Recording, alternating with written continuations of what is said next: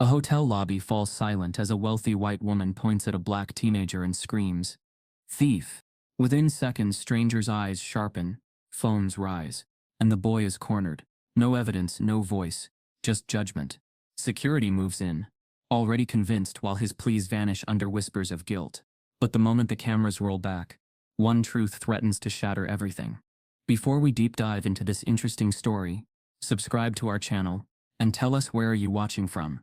Share in the comments below. The morning sun streamed through the tall glass windows of the Carter Grand Hotel, painting the marble floor in ribbons of gold. It was the kind of morning where nothing felt out of place, the kind of morning where luxury seemed effortless. Guests moved in and out of the revolving doors, bellhops pushed polished carts, stacked with designer luggage, and the scent of freshly brewed coffee drifted from the cafe tucked in the corner of the lobby. Marcus Carter, 17 and lanky with a quiet confidence, stepped out of the elevator in a crisp white polo shirt and dark jeans. He had come down to the lobby simply to grab a croissant from the cafe before heading back upstairs to his father's suite. For Marcus, mornings at the Carter Grand were familiar, even comforting. He had grown up in the hallways of this hotel, running as a child through its banquet rooms, waving at employees who had known him since kindergarten. To the world outside, this was a luxury destination. To Marcus, it was home. But home, he had learned early, did not always protect him from the world's gaze. As he crossed the lobby, he noticed how easily people's eyes followed him. It wasn't new.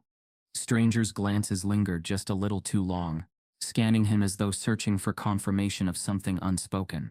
Some guests smiled faintly, polite and dismissive. Others did not bother to hide their suspicion. Marcus had felt it in schools, on sidewalks, in malls, and yes, even in his own father's hotel. Still, he brushed it off. Today was supposed to be simple.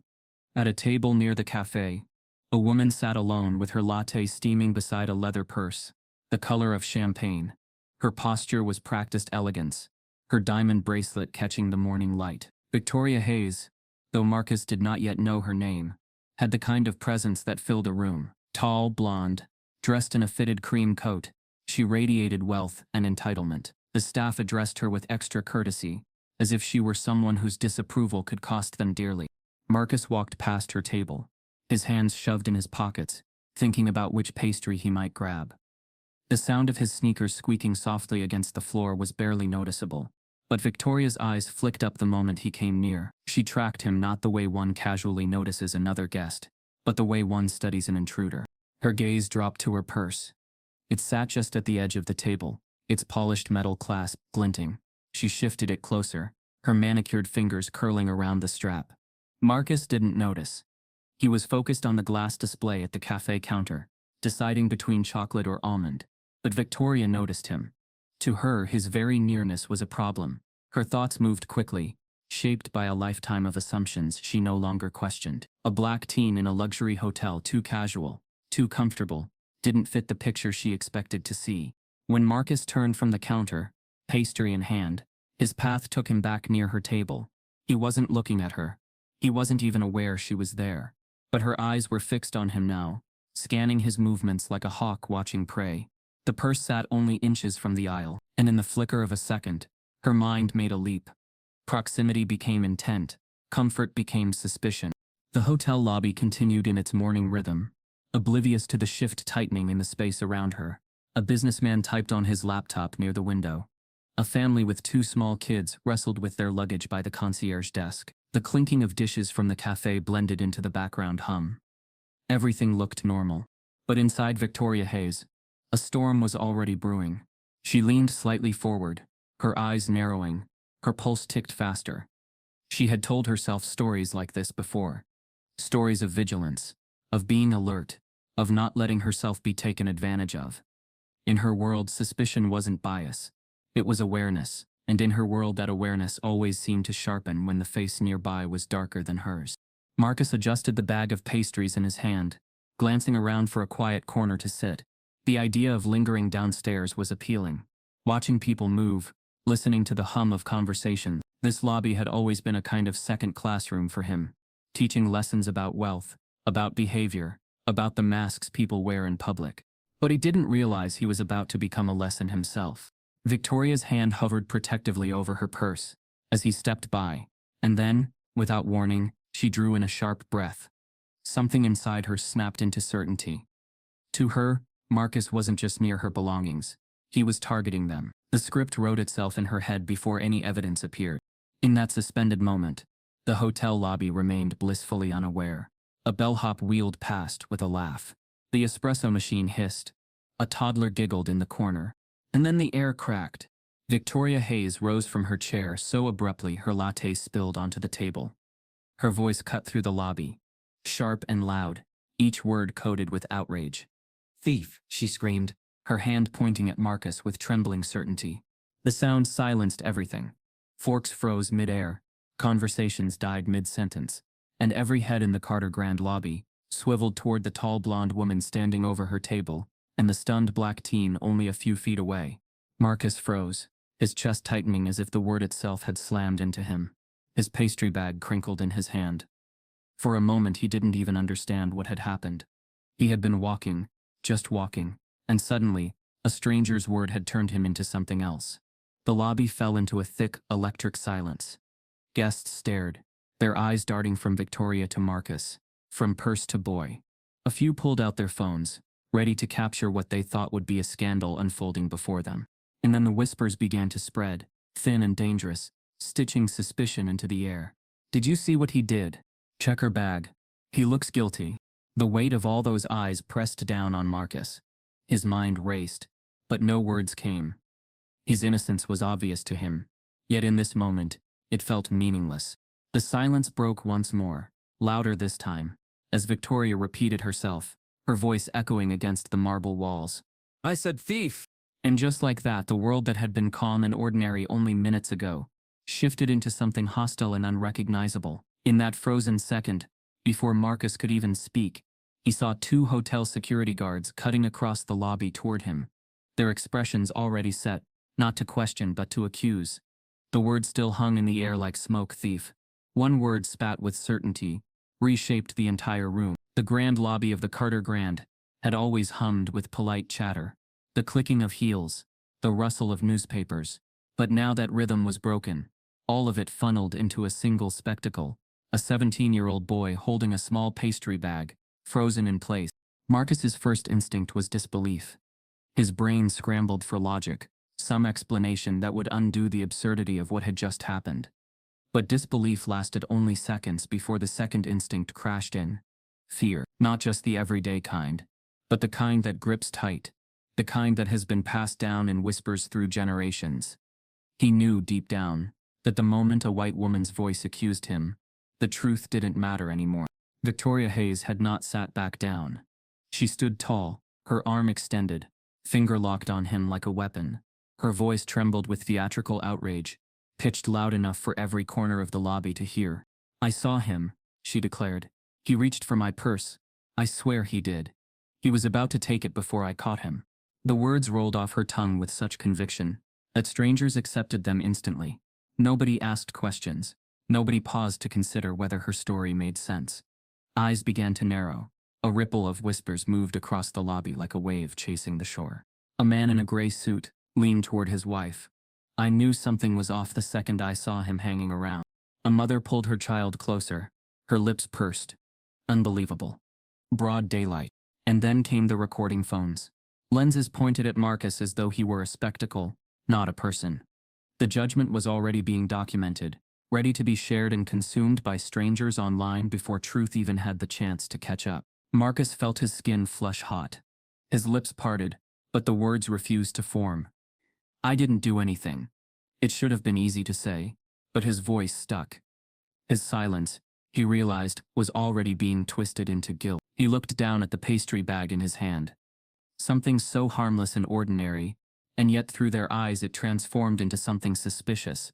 Some kind of cover for a crime. "Look at him," Victoria pressed, voice growing louder. "Why would he be standing so close to me? Why would he walk back and forth near my table? Don't tell me you all didn't see it." Her tone wasn't just an accusation. It was an invitation. An invitation for others to join her. To feel righteous. To feel like they too had caught a criminal in the act. And they responded, nodding, murmuring, tightening their gazes on Marcus. The lobby was shifting into a courtroom, and Marcus was on trial without defense. Finally, his voice broke through the pressure. "That's not true," he said, his tone cracking with a mix of anger and confusion. "I wasn't anywhere near your purse." But the sentence landed like dust in the air, noticed, then ignored. His words carried no weight against hers. Victoria clutched her purse dramatically against her chest, shaking her head. Of course he'd deny it. They always do. The phrase sliced through him. They. A single word that reduced him from Marcus Carter, son, student, dreamer, to a faceless stereotype in her mind. In that moment, he wasn't Marcus anymore. He was they.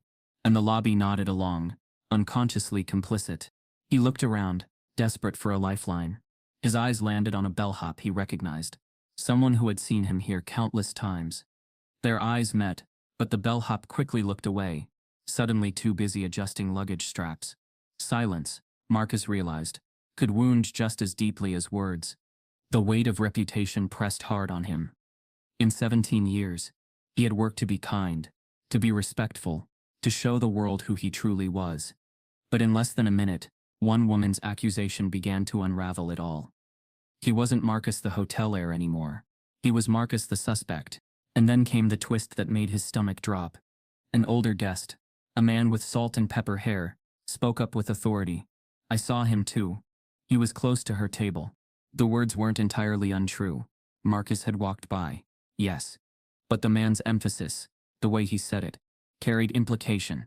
He had seen enough to believe the worst. Marcus's heart raced. Now it wasn't just Victoria. The narrative was growing, mutating, feeding itself. He tried again. Louder this time, his voice trembling but forceful. "I didn't touch her purse. I don't need to steal anything." But the lobby wasn't listening. The lobby was watching, recording, enjoying the drama. The emotional weight hit him hardest in that moment. The realization that his truth, his entire existence could be rewritten in seconds by strangers who didn't know him and didn't want to. He thought of his father, of the Carter name on the hotel walls. Would anyone believe he belonged here? Or would they think he had simply wandered in, looking for something to take? The whispers grew into commentary. Check his pockets. Call the police. People like that don't belong in places like this. Each word dug deeper, crushing him under its weight. His face burned, not just from anger, but from humiliation. He wanted to disappear, to vanish into the marble floor that now felt like quicksand beneath his shoes. And then, the silence shifted again. Heavy footsteps echoed across the lobby. Two men in dark suits were striding forward. The hotel's security team. Their badges gleamed, their posture rigid, their eyes already locked on Marcus with suspicion. The crowd seemed to exhale in relief, as though justice were arriving. Phones tilted higher, eager to capture what came next. Marcus's breath quickened. He knew their arrival should have been protection. A chance for reason, a chance for the truth to be sorted. But something in their faces told him otherwise. They weren't walking toward him to ask questions. They weren't walking toward him with neutrality. They were walking toward him like hunters who had already cornered their prey. And in the pit of his stomach, Marcus felt it. Guilt was already assumed. As the guards closed in, one of them barked a command that made Marcus's blood run cold. "Empty your pockets right here." The command cracked across the lobby. "Empty your pockets right here." And the sound landed on Marcus like a verdict. Before he could process the order, a taller man with a neatly trimmed beard and an impenetrable expression stepped between the two guards and took control with practiced authority. The gold nameplate on his lapel read Dalton. He didn't need the tag though. Everyone in the building seemed to feel his presence before they saw it. "Step back," Mr. Dalton said to the junior guard without looking at him. His gaze locked on Marcus as if appraisal alone could uncover guilt. "What's your name?" "Marcus," he answered, voice small, then steadier. "Marcus Carter." Dalton's eyebrows twitched, a flicker so quick it could have been a trick of light. If he recognized the last name, he didn't show it. He let the silence grow, until it felt like another accusation. Victoria Hayes seized the gap. "He was circling my table," she said, one hand flattened dramatically over the purse at her chest. "He reached for it. I caught him." Dalton nodded slowly, as if the story had already been vetted. "We'll handle it, ma'am." The lobby reorganized around the scene, a recording semicircle of phones, the staff forming a nervous border, the guests angling for a better view. Nothing in the crowd was neutral. Curiosity, outrage, satisfaction. Each expression fed the next. Marcus could feel the framing happen in real time. In their screens he was becoming a type, not a person. I didn't touch anything, Marcus said, trying to locate a steady center inside himself. I walked by to get breakfast. That's it. Dalton's reply was even, almost gentle in tone, but cold at the core. If that's true, you'll have nothing to worry about. He turned to Victoria, posture softening. We'll proceed according to policy. What policy? Someone asked from the crowd, half sneer, half entertainment. Dalton didn't answer the stranger. He returned his attention to Marcus with a clinical stare, hands visible. Put the bag down. Marcus did as instructed, setting the paper bag on a nearby end table. The almond croissant inside slid with a sad thud. He felt ridiculous for noticing the sound. How ordinary it was while everything else became unreal. At the front desk, a young clerk named Ayesha, who had often handed Marcus spare room keys with a knowing smile, lifted her chin. Mr. Dalton, she began cautiously. I think, not now, he said without turning. The two words were not loud, but they flattened the space around her. A quiet message about who got to speak and who didn't. Ayesha's mouth closed gently, and she busied herself with a computer screen that didn't need attention. Marcus caught the exchange and understood its meaning too well. Even the people who might have helped him were being shown their boundaries. Victoria continued shaping the narrative for every listening ear. He kept passing by, she insisted. I moved my purse once. He came closer. That's when I stood up. If I hadn't, it would be gone. A man in a gray suit chimed in, the same one who had earlier planted his seed of certainty. I saw him near the table, he announced to nobody, and everybody. It looked suspicious. What looks suspicious? Marcus asked, the hurt creeping through despite his best effort to contain it. Me getting breakfast?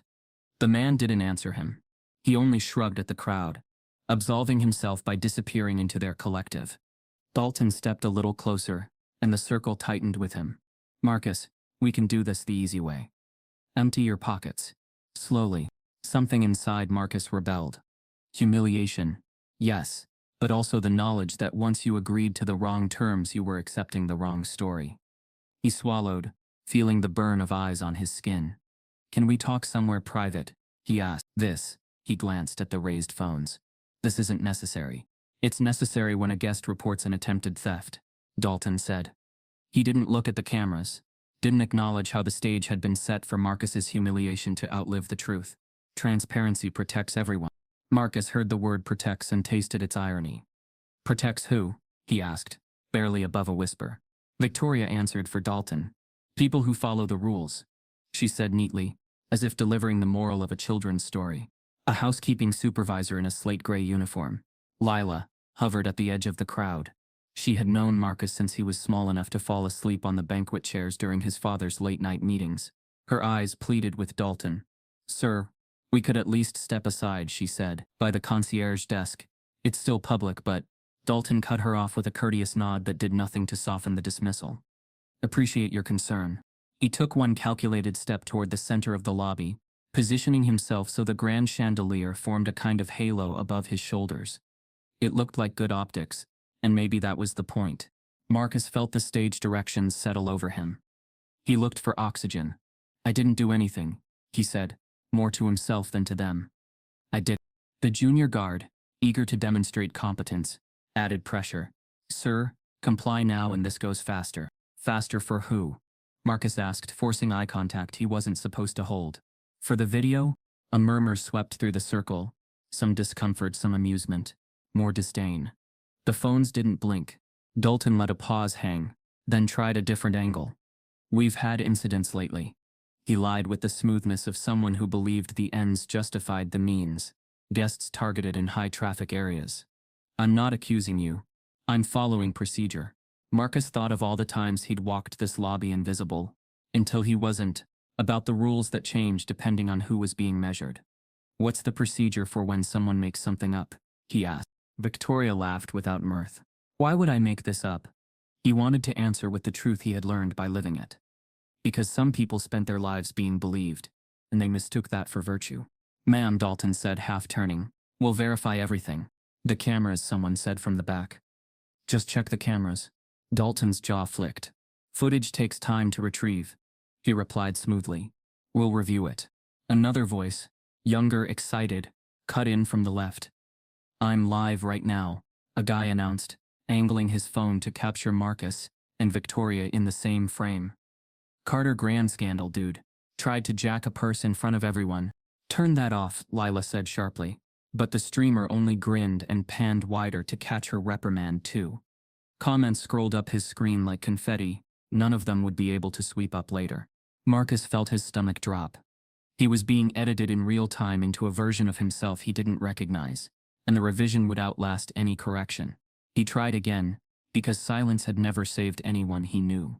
Sir, I'm asking you to treat me like I matter. Take me somewhere private. Ask me questions. Don't put me on display. Dalton's eyes hardened. Not rage, not cruelty exactly, but the bureaucrat's certainty that neat processes beat messy humanity.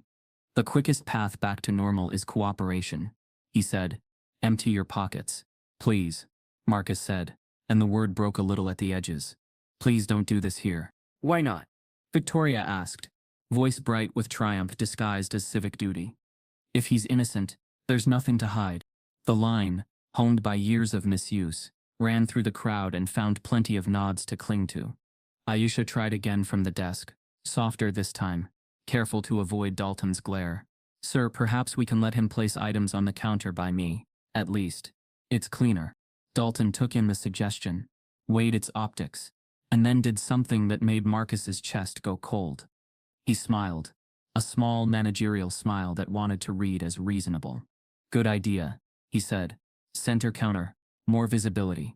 We'll keep a clear chain of custody. Visibility. The word landed like a quiet trap. Marcus realized what was happening. His request for dignity had been reworked into a solution that maximized spectacle and gave the performance a veneer of fairness. He looked at Lila. She shook her head helplessly, apology written in her expression, and a lifetime of self-preservation tugging it down. A father from the family near the concierge desk stepped closer, curiosity outweighing caution. Kid, he said, not unkindly but not kind either. If you didn't do it, just show them, clear it up. Marcus considered the advice and felt the double bind tighten. Comply, and he legitimized the premise that proximity earns suspicion. Resist and he fed the story they already wanted. He remembered the way the word thief had burned through the lobby, and how quickly everyone had bent around it. He had learned 1,000 ways to stay safe growing up, but none of them covered this stage with this audience. Sir, he said to Dalton one last time, searching for something persuasive inside him, and finding only the raw truth. You're making a choice right now. Not about evidence, about what you think I am. Dalton's answer was quiet, almost fatherly if not for what it carried. I'm making a choice to keep this hotel secure. The unexpected twist arrived in a whisper that traveled faster than sound. He's here a lot, a guest murmured, recognition dawning. I've seen him before. Heads pivoted. For the first time, the narrative wavered. Dalton's eyes flicked, calculating. The shift could have been an exit ramp, a chance to regain balance, to call for privacy, to back away from the edge. For a heartbeat, the lobby held its breath, as if it too recognized the choice. Then Victoria's voice drilled into the opening. Of course he's here a lot, she said. Practice makes perfect. The breath went out of the room. The ramp vanished. The crowd's certainty reknit itself with the ease of muscle memory. Dalton straightened, decision sealed. He gestured toward the long marble counter at the center of the lobby, the one under the chandelier, the one that made a stage out of anyone who stood there. We'll do it there, he said, tone final. In full view. For everyone's confidence. Marcus looked at the counter and saw not stone, but a display case. Someone else had chosen for him. He felt the humiliation crest, hot and heavy, and behind it a colder, more dangerous feeling, resignation's first shadow. He refused to let it in. He lifted his chin. Dalton raised his voice just enough to reach the back row of cameras and curious faces. Marcus, he said, drawing the name out with bureaucratic precision. Please walk to the center counter. He let the pause do its work. Let the phone steady for a clean shot. Let the room gather itself around what it wanted. Empty your pockets. In front of the crowd. The slab of marble at the lobby's center might as well have been an altar. Marcus walked toward it because he had been told to. Because every eye insisted on it, because resistance felt like stepping into a trap that had already been baited. The chandelier cast a cool, crystalline light that made the surface gleam, beautiful from a distance, unforgiving up close. He placed the crumpled pastry bag down first. It looked small and foolish there, a prop that didn't belong to this performance. Mr. Dalton took position at the short end of the counter, hands linked behind his back like a docent guiding viewers through an exhibit. "We'll proceed one item at a time," he said, voice even. "Announce what you're placing down." Marcus stared at him. "You want me to narrate my pockets?" "It keeps things clear," Dalton replied. "For everyone." Victoria drifted closer, keeping a careful, performative distance, as though proximity itself could stain her. The diamond at her wrist threw white sparks across the marble. "Clarity is good," she said softly, not to Marcus but to the crowd. "Truth likes the light." Marcus drew a breath that didn't fill his lungs and reached into his right pocket. "Phone," he said, laying the cracked screen rectangle gently near the pastry bag. The camera lenses of 3 different smartphones raised higher in answer, like a choir of eyes humming agreement. "Rotate it toward me," Dalton instructed. Marcus complied. The live streamer near the rail narrated to his audience. "He got an iPhone. Looks old. Maybe he needs money." And the comments rose like foam in a tide he couldn't stop. "Left pocket. Wallet." He set it down, leather worn at the corners, the kind that collected years, not status. The sight of it on the marble felt like exposure of a different kind. The private made public without warning. "Open it," Dalton said.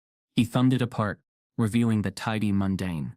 Student ID, transit card.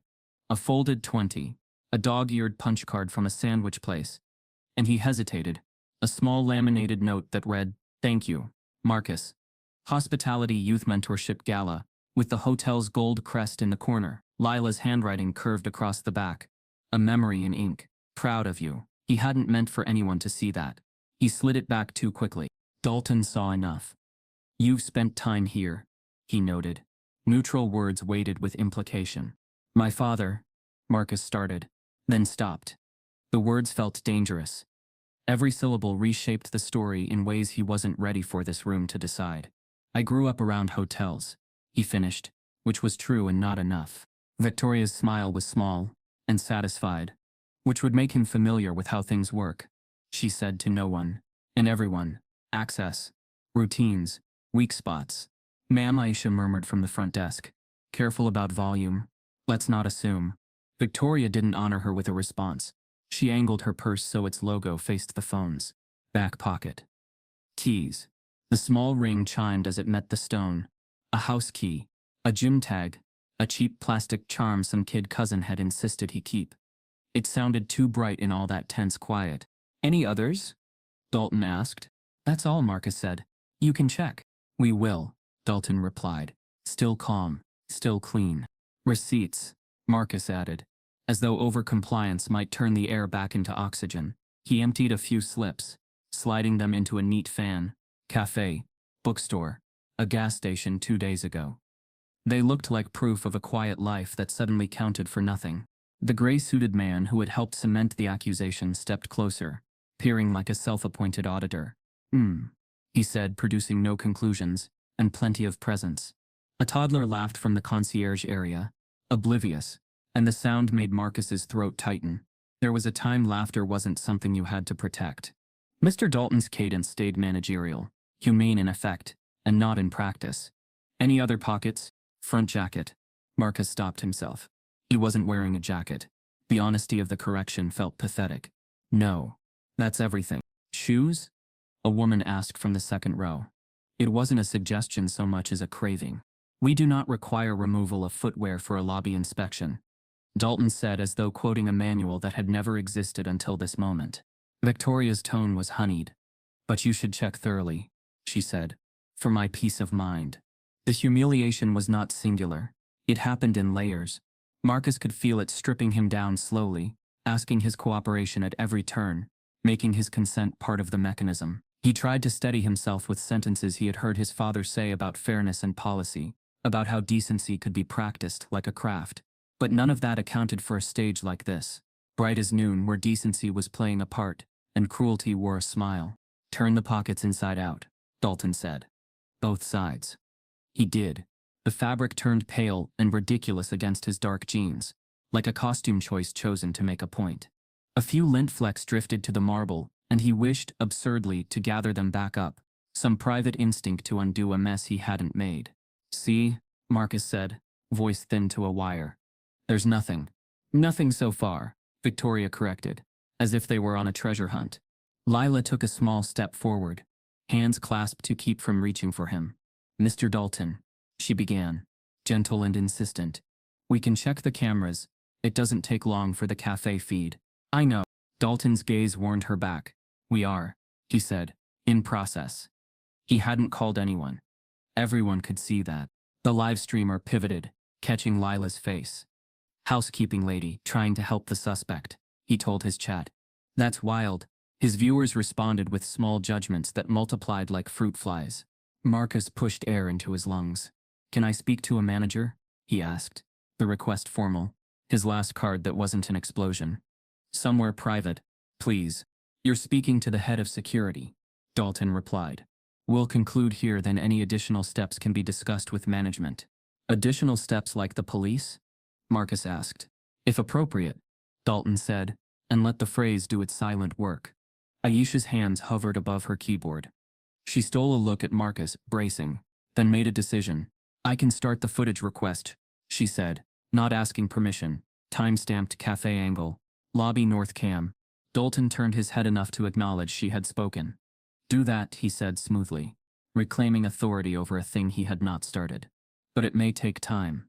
"It won't," Aisha replied, so soft only the nearest three heard. She tapped a series of commands with careful speed. Victoria leaned over the marble, close enough that her perfume arranged itself around the scene. "You are very composed," she told Marcus, as though evaluating a contestant. "That can be a trained skill. Or innocence," Aisha said, louder. Victoria's eyes slid to her, cool and appraising. "Or practice," she said, and the edges of her mouth turned up. A small tremor went through Marcus, anger colliding with shame colliding with something heavier. It wasn't just Victoria, it was the way the room accepted her logic, the way Dalton built a procedure around her certainty, the way strangers promoted themselves to jurors because the spectacle asked them to. He remembered his father telling him once that the hotel business was about making people feel taken care of. "What do you call it?" he wondered, "when a place takes something instead." Dalton lifted an evidence bag, clear plastic with a zip seal, and placed it on the counter as if by placing it there, he could convert ritual into justice. "Phone in the bag," he instructed. "Then the wallet."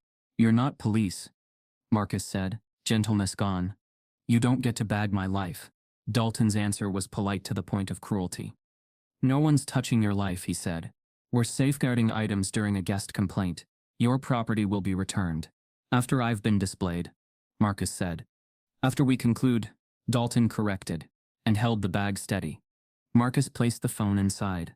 He hesitated with the wallet, then set it down next to the bag rather than in it. A small act. The crowd read defiance into it like tea leaves. The gray-suited man clicked his tongue. "Stalling," he said. "Protecting himself," Aisha countered, surprising herself with the edge in her voice. "From what?" the gray suit asked. "From all of you," she said, not pointing. "Pointing anyway." A pause shivered through the lobby. For a moment the room felt like it might reroute. The live streamer even whispered to his audience, "Front desk girl going off." Half impressed, half entertained, Dalton decided the moment would not reroute. "Marcus," he said low and clear. "Step back from the counter. Hands where I can see them." Marcus stepped back. He felt the marble's coolness against his thighs, then emptiness. He interlaced his fingers in front of him, the posture of someone who'd learned very young how to look non-threatening in rooms that did not belong to him. "That's enough," Lila said under her breath, not to anyone who would listen, but because you have to say it sometimes, or the words choke you. "Sir," the father from the family murmured to Dalton. Tentative. "Maybe the camera." "We're retrieving footage," Dalton repeated, more for the record than the truth. "Got it," Aisha said suddenly, eyes widening at her screen. "Lobby North Cam is live." She glanced up, searching for a doorway that might lead toward resolution. Dalton didn't turn. "We'll review it in the office," he said. "Quick. After we finish here." Victoria released a small sigh, the sound of someone weary from having to suffer a process that didn't crown her immediately. "This is taking too long," she said. If he's innocent, where's the proof? The word proof clanged in Marcus's chest. He wanted to tell her that innocence is supposed to be where you start, not something you earn while a room watches you undress your pockets. He wanted to tell her 1,000 things. He said instead, I have nothing else. Dalton nodded once, as if concluding a checklist. Then hold still. It was a miserable command, because it disguised itself as neutral. Hold still, while they decide what you are. For a beat, nothing moved. The lobby's sound surged back in, the hiss of the espresso machine, the roll of wheels on marble, the clipped steps of a concierge. Marcus watched Lila's hands twisting at her waist. He watched Aisha jaw tight as she stared at the live feed she wasn't allowed to announce. He watched Victoria's certainty, gleaming and intact. Then a junior guard's voice cut through, not loud but sharp enough to hook the room. Sir, there. Heads pivoted as if pulled by a string. The guard pointed down past the edge of the marble, toward the floor by Marcus's right foot. A sliver of white plastic lay near his sneaker. Face down, the hotel's gold crest peeking from the corner like a signature. It hadn't been there a second ago. Or everyone had missed it. Or Marcus's breath caught. The room had made it appear by wanting it. What is that? The gray-suited man said, already knowing. Victoria's smile bloomed, slow and exquisite. My missing keycard, she announced, every word bathing in victory. Right where he was standing. For a suspended moment, the lobby seemed to inhale all at once. The faint piece of plastic at Marcus's shoe had changed the scene entirely. It lay there with the quiet menace of something planted, yet to the crowd it was revelation. Gasps rolled through the semicircle of onlookers, like a breaking wave. The sound wasn't loud, but it was decisive. It turned the crowd's suspicion into certainty, their uncertainty into judgment. Phones zoomed closer, lenses capturing the incriminating card, as if it were a crown jewel in some twisted exhibit. There it is, a man whispered, his voice thick with vindication. Right where he's standing. It figures. Another muttered, shaking her head. They always slip up. Marcus's chest constricted. His voice came out raw, louder than before, trying to slice through the noise. That's not mine. I never touched that card. I swear to God I didn't. But his words hit the air and fell flat. The crowd's collective gasp had already rewritten the story. His denial wasn't a defense. It was background noise to their conviction. Victoria clasped her hands together, as though bracing herself against horror, though her eyes gleamed. My room key, she announced. That explains everything. He was planning to use it, or sell it, or who knows what. Marcus tried again, his throat burning. I've never seen that card in my life. Mr. Dalton crouched, retrieving the keycard with a pair of latex gloves one of the junior guards had fetched from a side pouch. He held it delicately, like evidence in a case file. Standing tall again, he turned it toward Victoria. This yours, ma'am. Her nod was solemn, her performance flawless. Yes. I didn't even realize it was missing until just now. Marcus shook his head violently. That doesn't even make sense. How would it? Dalton cut him off with professional calm, the kind that pretended fairness while delivering its opposite. Son, possession speaks louder than words. You were found adjacent to stolen property. I wasn't found with anything, Marcus snapped, his voice cracking into the silence. You just decided it was mine because it's easier to blame me than to ask how it got there. Look at his tone. Someone whispered. Guilty and getting angry. That's always how it goes. Another agreed. Marcus turned, desperate, eyes scanning for someone, anyone to stand up for him. He saw Lila clutching her hands so tightly, her knuckles whitened. Aisha stared at her monitor, jaw clenched. But neither spoke. Their silence was born of survival, not indifference. Marcus knew it, but that didn't lessen the sting. Dalton slipped the keycard into a small evidence pouch. Given the discovery, he said evenly, we'll need to escalate. I'll be contacting law enforcement. The words landed like a hammer blow. Marcus's breath caught in his throat. No, you can't. It's procedure, Dalton said, his tone final. We can't dismiss material evidence. That's not evidence, Marcus shouted, his voice trembling. It's a trick. Somebody put it there. The crowd's murmurs rose again, not with sympathy but with confirmation bias. Classic excuse, a gray-suited man muttered. Always someone else's fault. Never take responsibility, another added. Marcus's face burned. He wanted to scream that he wasn't a statistic. He wasn't a stereotype. He was just a boy buying breakfast in his own father's hotel. But the room had already decided what he was. Dalton's voice softened, as though speaking to a cornered animal. Son, resisting won't help you. Best thing is to cooperate until the police arrive. The word police hollowed out Marcus's stomach. He thought of sirens, of cuffs, of cameras outside the hotel not just recording but broadcasting him as a criminal. His father's hotel name tangled with scandal headlines. His own name reduced to nothing but an accusation. He whispered, almost to himself, "This can't be happening." But it was. Victoria tilted her head, her voice just loud enough for the crowd to hear. You know, this is why vigilance matters. He could have been roaming the halls, stealing from other guests. Imagine if no one stopped him. Good catch, someone replied to her, nodding. Marcus's stomach twisted. The theft wasn't just imagined anymore.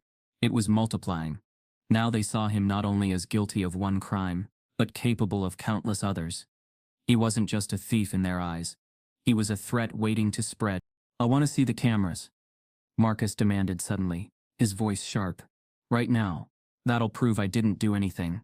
Dalton regarded him coolly, then glanced at Aisha. Status? She hesitated, then answered carefully. Lobby north feed is live, sir. Ready to pull up. Victoria's smile flickered, then steadied. Cameras don't always catch everything, she said quickly. Angles miss things, and some people are clever about hiding what they do. It was subtle but effective. The crowd nodded along. Already they prepared themselves for footage that might not show Marcus touching the card, but would still insist he had. Marcus stared at Aisha, silently begging her to speak, to do something. But Dalton's stare pinned her in place, and she lowered her eyes to the screen again. Dalton turned back to Marcus. Until we review it formally, the police will handle verification.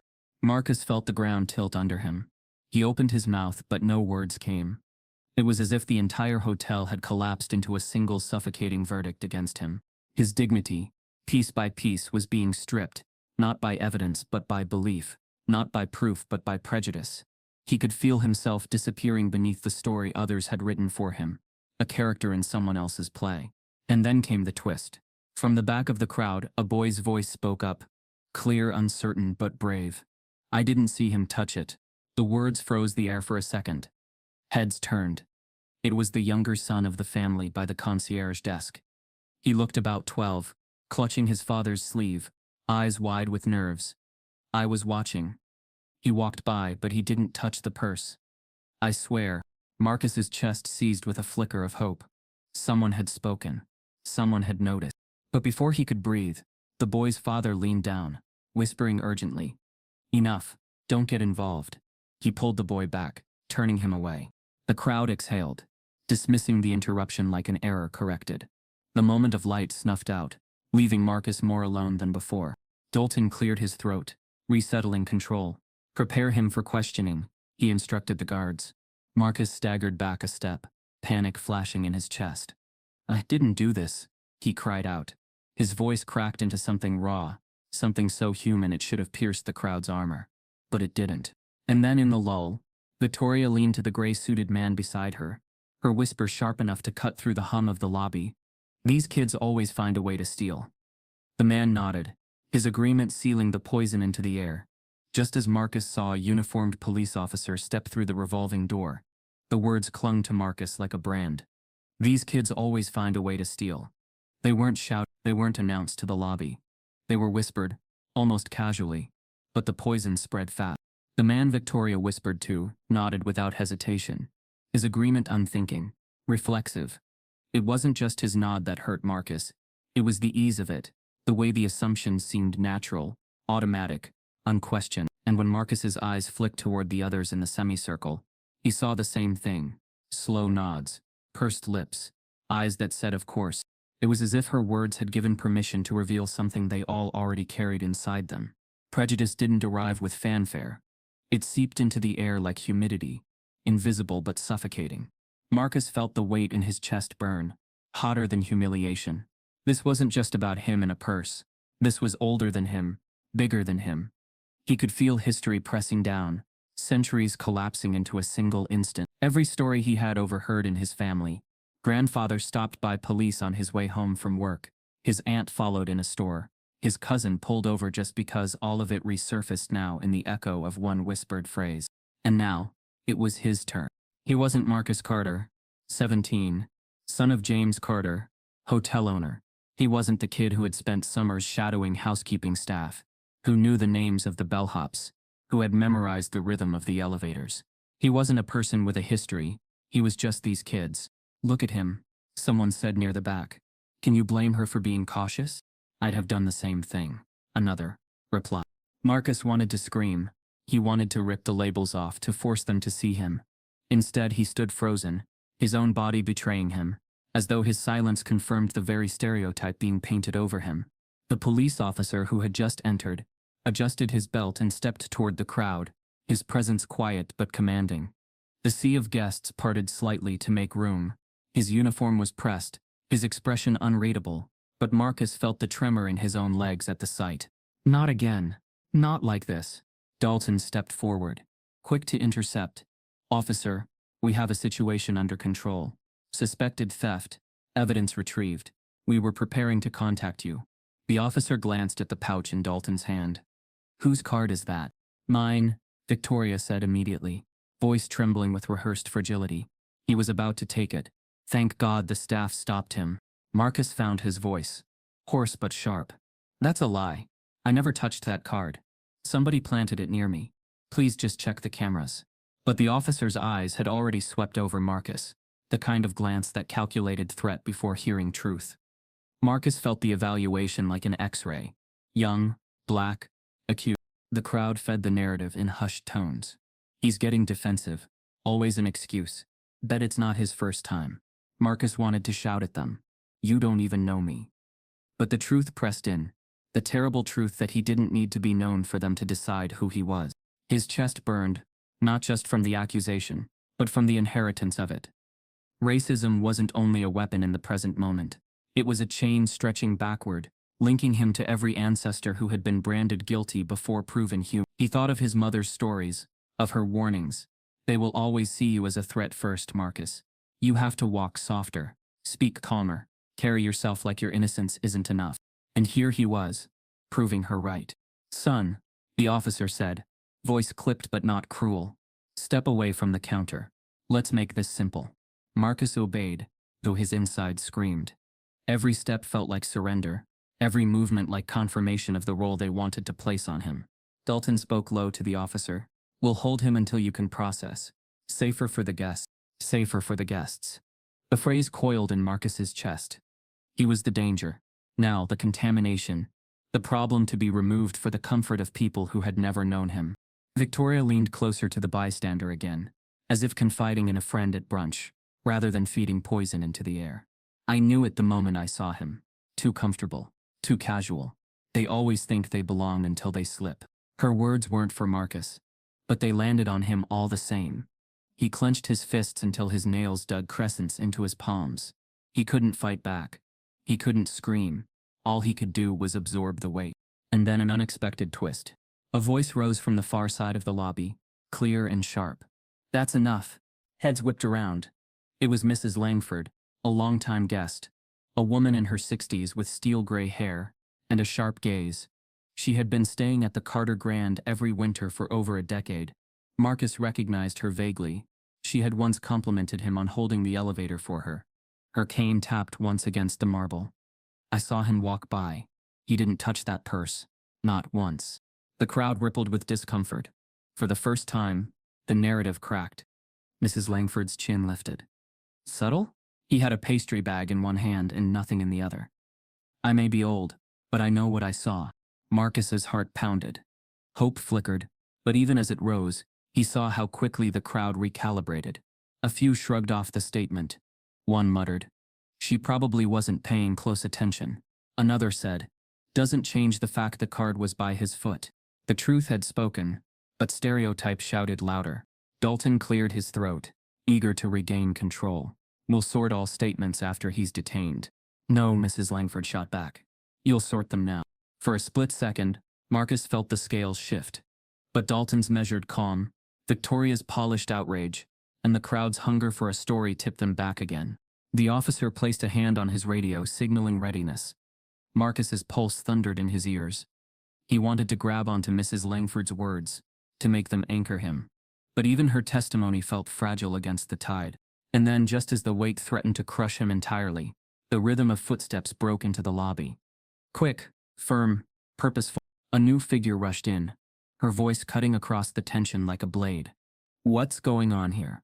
It was Miss Patel, the hotel's front desk manager. Her eyes scanned the scene, the crowd, the security, the officer, Marcus standing stripped of dignity at the counter. And in that instant, she saw enough to know something had gone very, very wrong. Her gaze locked on Marcus, recognition dawning, and her voice dropped lower, sharper. Wait, I know him. The sharpness of Miss Patel's voice cut through the lobby like a blade. For a moment, the murmurs dulled, the crowd shifting their weight as though unsure whether to make space for her or to keep the circle intact. She was not tall, nor particularly imposing, but the crisp navy blazer and badge that read front desk manager gave her words gravity. Her eyes swept across the scene, Dalton clutching the sealed evidence pouch, the police officer standing stiff with his hand near his radio, Victoria poised with the elegance of someone who had always been believed, and Marcus standing there stripped, hollowed, pockets turned out like the accused in a play staged for an audience that had already chosen its ending. I know him, Miss Patel said again, her voice quieter this time, but edged with certainty. A ripple of confusion passed through the crowd. The phrase didn't settle. It complicated things. Victoria's eyes narrowed. You know him? The way she repeated the word dripped with suspicion, as though Miss Patel had confessed bias instead of recognition. Marcus's heart leapt, only to crash back down. Miss Patel's words had been careful, too careful. She hadn't said who he was. She hadn't said how she knew him. Just that she did. Dalton straightened, eyes sharp but polite. Miss Patel, we're handling the situation. Please let us proceed. But Miss Patel didn't step back. She turned slightly toward Marcus, her brow furrowing. Yes, she remembered now. She had seen him before, not just once, many times. He had come through the lobby, sometimes with his father, sometimes alone. She had even processed paperwork for him once when his father requested extra keycards. That memory pressed against her chest now. But so did something else, the weight of what it would mean to act on it. Her job was clear: protect the hotel, protect its reputation, protect the comfort of its guests. And Victoria Hayes wasn't just any guest. Miss Patel had seen her name before, on platinum tier reservations, on VIP lists, whispered among staff who knew what complaints from people like her could mean. A single bad review from Victoria Hayes could cost the Carter Grand dearly. A single accusation of mishandling theft could follow Miss Patel's own career, like a shadow she'd never escape. She stood in that space between memory and consequence, her silence of eyes tightening around her ribs. Victoria seized the hesitation like an opening. You may know him, but that doesn't change what happened. I caught him myself. He was right here. The card was at his feet. Her voice rose just enough for the phones to catch the tremor of indignation. Do you really want your hotel to be known for ignoring theft? The crowd shifted again, emboldened by her confidence. She's right, someone said. Can't play favorites. Another muttered. If management defends him, it'll look bad for the hotel. Marcus's voice cracked as he forced it out. Please, Miss Patel. You know I didn't do this. Tell them. Her heart clenched. She could see the hope in his eyes, hope so raw it was almost unbearable. But she also felt the weight of every staff meeting, every reminder from corporate. Protect the brand. Guests first. Discretion above all else. Dalton's voice slipped in like a knife disguised as silk. Ma'am, with respect, this situation is already inflamed. Any misstep reflects on us all. Best to let policy run its course. Policy. That word again, so clean, so neutral, so deadly. Miss Patel's throat tightened. She wanted to speak. She wanted to say, this boy belongs here. He is not what you think he is. But she felt the crowd's eyes pressing on her like stones. If she defended him now, she would not just be protecting Marcus. She would be placing herself against Victoria Hayes, against Dalton, against the momentum of a room eager for spectacle. Silence hummed like a dangerous current. Finally, she exhaled, her voice low, steady, managerial. Mr. Dalton, she said, take him to the back office. We'll review the cameras there, away from the lobby. Marcus blinked, stunned. What? No. Please don't send me with them. You know me. The officer shifted his weight, ready to step in if things escalated. The crowd murmured in agreement, reading Miss Patel's words not as compromise but as confirmation. The boy was being taken away. That was what happened to suspects. Inside, Miss Patel's stomach twisted. She had chosen the safer path for herself, for the hotel, maybe even for Marcus. Out of sight meant out of spectacle, at least. But the cost of her decision hung heavy. She could feel it already. Her silence had joined the chorus of accusations. Victoria let out a satisfied sigh. Thank you. Finally, some order. Dalton gestured toward Marcus, his expression unreadable. You heard the manager. Let's go. Marcus's legs wavered.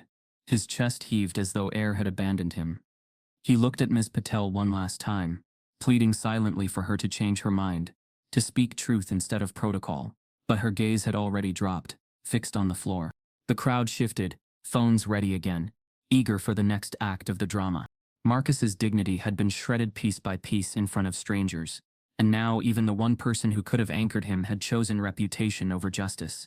The weight of centuries pressed harder, whispering the same cruel lesson. Silence can wound more than accusation. Dalton placed a firm hand on Marcus's shoulder. Come with us, he said, and Miss Patel, her face pale but composed, delivered the final words that sealed it. Marcus, follow security to the back office. Dalton's hand tightened on Marcus's shoulder. Not violent, but firm enough to strip away the illusion of choice. The crowd shifted, a murmuring tide that pulled back just enough to let the procession begin. Marcus's feet felt like they weighed 100 pounds each, but they moved, because not moving would have been worse. The marble floor, once a place where he'd run as a child chasing a soccer ball housekeeping, had confiscated with a laugh, now echoed with each step like a gavel. He wasn't walking anymore. He was being paraded. Phones followed him, lenses hovering like flies over a wound. Each angle captured his bowed head, his empty pockets turned inside out, the guard flanking his other side. The audience didn't need a verdict. They already had their image. Got him, someone muttered, raising a phone higher. Look how calm he is, another whispered. That's practiced. Wonder what else he's done, came a third voice. Marcus kept his eyes locked on the floor, because anywhere else was worse. He couldn't look at Victoria, still standing with her arms folded like a queen, whose complaint had been honored. He couldn't look at Miss Patel, whose silence still burned hotter than Victoria's accusations. He couldn't even look at Aisha or Lila, because their faces carried pity he wasn't ready to drown in. Every step carved something out of him. This hotel was supposed to be home. He knew the staff by name, knew which bellhop always whistled Sinatra while stacking luggage, knew which elevator stuck between floors if you didn't hit the button hard enough. But in this moment, none of it belonged to him. He wasn't Marcus Carter, son of the owner. He was Marcus' suspect, being escorted out like contraband that had contaminated the lobby. The humiliation sank deeper with every whispered commentary. He wanted to shout, I don't belong in this role. I belong here. But his throat was locked. His father had always told him, dignity is something no one can strip from you, unless you give it away. But right now, it felt stolen in real time, recorded, packaged, distributed for strangers to consume before the truth even had a chance to arrive. As they neared the back hallway, a guest with a glass of wine in her hand leaned toward her friend and said, well, at least they caught him before he hit the guest rooms. Imagine if he'd gotten into ours. Marcus flinched at the words. It was worse than accusation. It was imagination. They weren't just convinced he had stolen. They were inventing new crimes for him to carry. Unexpectedly from the cafe corner, the boy who had spoken earlier called out again, his voice breaking through the hum. He didn't do it. I was watching. He didn't. The room stilled for half a breath. Marcus's chest flickered with hope again. But before it could catch flame, the boy's father yanked him back by the arm, whispering fiercely, not another word. The boy's protest faded into silence, absorbed by the marble, ignored by the crowd. And the walk continued. Dalton's grip was steady, his voice low and professional, meant to carry only to Marcus. Best thing you can do is stay quiet. Don't make this worse for yourself. Marcus wanted to spit the words back. Worse? How could it be worse? But he bit them down. The last fragments of his pride demanded he not let Dalton hear him break. They reached the service corridor, the bright chandeliers giving way to sterile overhead lights. The carpet softened into industrial flooring, the air cooler, less forgiving. Marcus felt the shift instantly. The performance was over. The crowd couldn't follow here. The cameras would record nothing beyond this hallway. What happened next would be unseen, unheard, and perhaps forgotten, except by him. The corridor walls pressed closer as they led him into a small office at the end. The room was stark, a metal desk, 2 chairs, a filing cabinet, a muted wall clock ticking too loudly. It smelled faintly of stale coffee and disinfectant. "Sit," Dalton said, gesturing to the chair across from the desk. Marcus sat, because what else could he do? The chair felt harder than stone, the silence heavier than the murmurs of the lobby. The croissant bag, long forgotten, had never seemed so far away. Dalton placed the evidence pouch with the keycard on the desk, beside Marcus's phone and wallet. He stood behind the chair for a moment, hands folded, watching Marcus as though studying a case file. Then, slowly, he reached for the radio clipped to his belt. Marcus's heart lurched. He knew what was coming before Dalton even spoke. "This is Dalton," the head of security said into the radio, his tone calm, businesslike. "We have a confirmed suspect in custody, requesting immediate police assistance to process." The words hung in the air, suffocating. Marcus's breath hitched. He leaned forward, his voice breaking through the heavy quiet. "You can't call the police. You don't understand what that means for me. I didn't do anything." Dalton's eyes flicked toward him, not cruel but unmoved. "If you're innocent, then the process will clear you. That's how it works." Marcus laughed bitterly, the sound cracked and hollow. "That's how you think it works?" The officer who had followed them in shifted against the wall, his hand resting casually near his cuffs. He didn't say a word, but his presence was louder than any accusation. Marcus pressed his palms against the edge of the desk, his voice trembling but fierce. "You're not just calling the police. You're calling judgment. You're calling headlines. You're calling a story that's gonna follow me for the rest of my life, before anyone even checks the truth." For a flicker of a second, Dalton's eyes softened, then hardened again, like shutters closing. "That's not my concern. My concern is protecting this hotel." The words stabbed deeper than any shout could have. Marcus swallowed, fighting the burn in his throat. "Sir," he said quietly, desperately, "this is my hotel." The officer blinked, confusion flickering across his face. Dalton stilled for a moment, as though he hadn't heard correctly. But before Marcus could explain, before the truth could even be considered, the radio crackled with static. "Copy that, Dalton. Unit en route." The words sealed it. The police were coming. Marcus closed his eyes, the weight of humiliation, betrayal and dread crashing over him like a tide. His father's words echoed faintly in his mind. Dignity isn't theirs to take. But here in the office of his own home, he felt stripped of it completely. And then as Dalton clipped the radio back to his belt, the faintest sound broke through the silence, the rhythmic hurried tap of heels in the corridor, growing louder, approaching fast. The office door burst open, and a familiar voice rang out, sharp, with authority Marcus had never heard before. What on earth is happening here? The office door slammed shut behind them, muting the hum of the lobby, and sealing Marcus inside a smaller, sharper world. The fluorescent lights buzzed overhead, white and cold, erasing every softness the chandeliers had cast outside. This wasn't a hotel anymore, it was an interrogation room. Dalton dropped the evidence pouch with the keycard onto the desk, the plastic thud echoing like a gavel strike.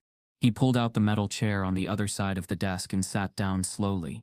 Posture crisp, eyes narrowed in appraisal. The officer leaned against the wall near the door, arms crossed, his silence a warning. "Sit," Dalton ordered. Marcus lowered himself into the chair across the desk, his legs trembling so hard the metal scraped faintly against the linoleum. He tried to keep his back straight, tried to hold some fragment of dignity, but the room felt like a trap built specifically to dismantle him.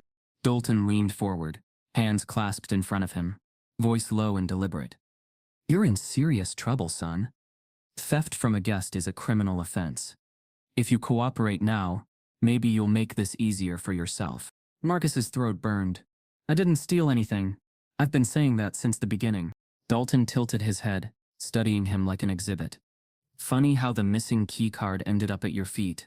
"It wasn't mine," Marcus snapped. "Someone put it there. I never touched it." Dalton chuckled, not with humor but with disbelief. "You expect me to believe that in a lobby full of witnesses, a stolen item magically appeared next to you?" "Yes," Marcus shot back, though his voice cracked. Because it's the truth.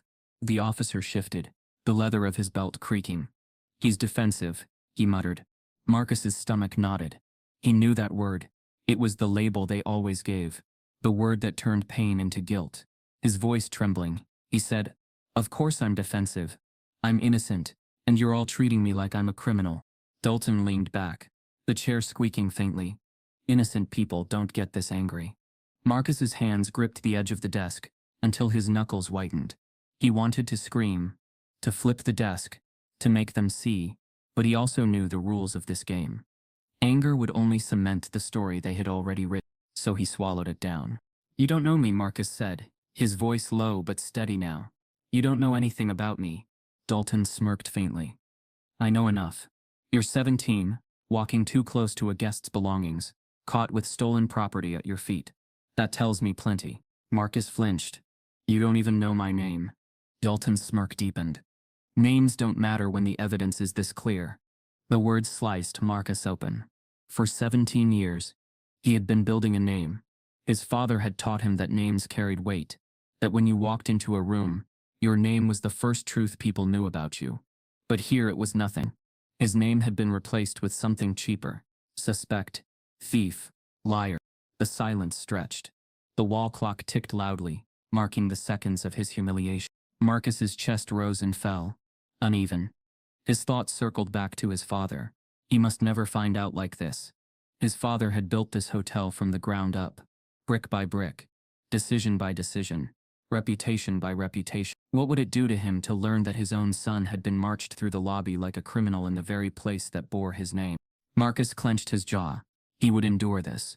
He would protect his father from that shame, even if it broke him. Dalton leaned forward again, his eyes sharp, his tone laced with disdain. "Tell me the truth now, and maybe the police will go easy on you. Did you plan this? Were you looking to grab the purse or just the key card?" Marcus's mouth fell open. "Plan this? I was buying breakfast. You're inventing crimes out of nothing." Dalton's eyes narrowed further. "You walked past her table more than once." "I walked to the cafe," Marcus said, his voice straining. "That's what people do in a hotel. They walk." "Not that close," Dalton countered. "Not unless they're looking for something." Marcus's fists trembled against his thighs. "You've already decided who I am. Nothing I say matters to you." Dalton's silence was agreement enough. The officer shifted again, this time unclipping his radio as though preparing for the next step. Marcus felt the walls press closer, the room suffocating. He wanted to shout for a lawyer, but he knew how it would sound. Another guilty man asking for escape. He wanted to demand a phone call, but he couldn't risk his father answering that call, hearing the accusation before the truth. So he sat there trembling, his breath uneven, his dignity shredded one thread at a time. Dalton tapped the evidence pouch with one finger. "You've got one chance left, son. Admit it now, and maybe I can talk to the officer about leniency." Marcus met his gaze, eyes burning. "I have nothing to admit." Dalton sighed, the sound of someone burdened by another's stubbornness. "So be it." He reached for his own radio, unclipping it from his belt. His thumb pressed the button, his voice measured. "This is Dalton. Confirming. Suspect uncooperative. Requesting immediate transport for booking." Marcus's stomach dropped. The word booking twisted like a knife. He saw the future flash before him. Headlines, mugshots, whispers at school. His father's face breaking when he heard. Tears stung his eyes, hot and furious, but he blinked them back. He wouldn't give them the satisfaction. Dalton raised the radio to his mouth again. "Copy that over." And then it happened. The office door burst open, slamming against the wall with a crack. A new voice filled the room, sharp, demanding, threaded with authority that bent the air itself. "What on earth is happening here?" Dalton froze mid-sentence. The officer straightened at once. Marcus's heart jolted in his chest. Because the voice wasn't just anyone's, it was familiar, powerful. A voice Marcus knew as well as his own heartbeat. Standing in the doorway, his eyes dark with fury, was James Carter, the owner of the hotel. The doorway filled with a presence larger than the frame itself. James Carter stood there, still in his tailored navy suit from the flight, tie slightly loosened, travel bag slung over one shoulder. He hadn't planned to be back this early. His business in Chicago had wrapped sooner than expected, All he wanted was a quiet morning in his own hotel to walk the halls he had built from dust into marble, to surprise his son with breakfast.